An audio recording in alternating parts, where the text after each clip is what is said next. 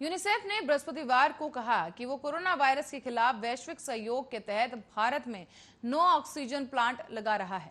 साथ ही वो भारत को 4,500 से अधिक ऑक्सीजन कॉन्सेंट्रेटर और 200 आरटी-पीसीआर जांच मशीनें उपलब्ध कराएगा।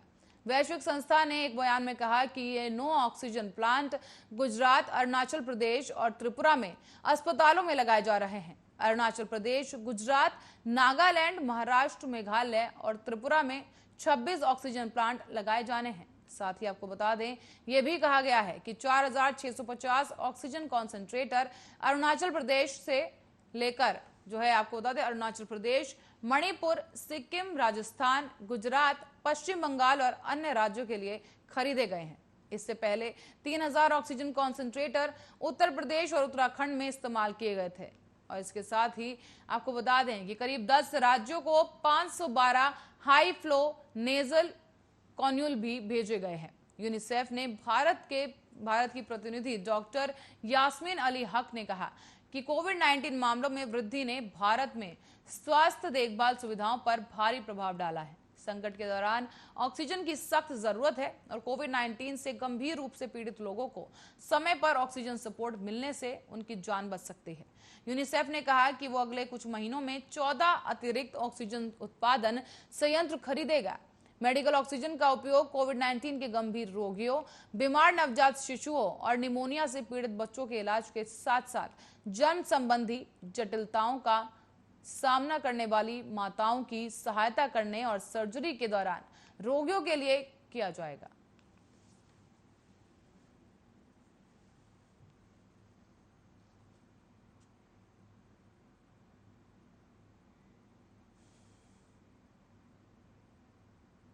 रुक करेंगे अगली खबर की ओर, जहां महाराष्ट्र के बदलापुर में गुरुवार की रात एक फैक्ट्री में गैस रिसाव होने से अफरा तफरी मच गई। गुरुवार रात करीब 10:20 पर यह गैस रिसाव की घटना शुरू हुई। इसके बाद आसपास रह रहे लोगों को सांस लेने में दिक्कत होने लगी। फायर ब्रिगेड को तुरंत बुलाया गया और उसने करीब 11:20 पर गैस रिसाव पर काबू पा लिया। साथ ही आपको बता दें कि ठाणे नगर निगम ने कहा कि फिलहाल स्थिति नियंत्रण में है और कोई भी घायल नहीं हुआ है। ऐसा ये बताया गया है कि कुछ लोगों को उल्टी तक की समस्या और कुछ लोगों को जी घबराने की समस्या सामने आई थी, लेकिन इसके बावजूद कोई गंभीर समस्या लोगों में सामने नहीं आ पाई है। ये गैस रिसाव MIDC क्षेत्र के Noble India media private limited में हुआ है। यह कंपनी एक रिएक्टर में कच्चे तेल के लिए 2 रसायनों यानी सल्फ्यूरिक एसिड और बेंजीन हाइड्रेट की उसको मिलाया करता था। और इस दौरान जब गैस रिसाव हुआ तो लोगों की सूचना पर वहां पर दमकल विभाग की गाड़ी पहुंच गई, जिसके बाद वक्त रहते ही हालात पर काबू पा लिया गया है।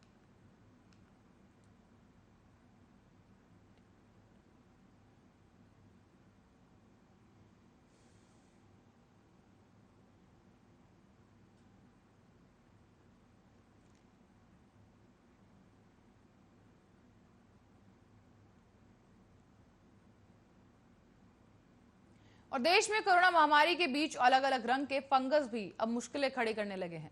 ब्लैक, व्हाइट और येलो के बाद अब मध्य प्रदेश के जबलपुर के नेताजी सुभाष चंद्र बोस मेडिकल कॉलेज में कोरोना मरीज में क्रीम कलर का फंगस मिलने से अब चिंता और बढ़ गई है। हालांकि एम्स के निदेशक डॉक्टर रणदीप गुलेरिया पहले से ही कह चुके हैं कि फंगस के रंग को लेकर घबराने की जरूरत नहीं है। वाराणसी के काशी हिंदू विश्वविद्यालय के इंस्टीट्यूट ऑफ मेडिकल साइंसेज के न्यूरोलॉजी विभाग के प्रोफेसर विजयनाथ मिश्रा भी बताते हैं कि फंगस खुद को जीवित रखने के लिए और प्रसार के लिए रंग बदलता है। फंगस की गंभीरता उसके रंग से तय नहीं की जा सकती।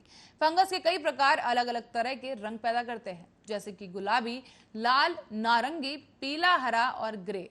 ऐसे ही कई अन्य रंग फंगस बदल सकता है। हालांकि जो रंग है उसकी वजह से घबराने की जरूरत नहीं है।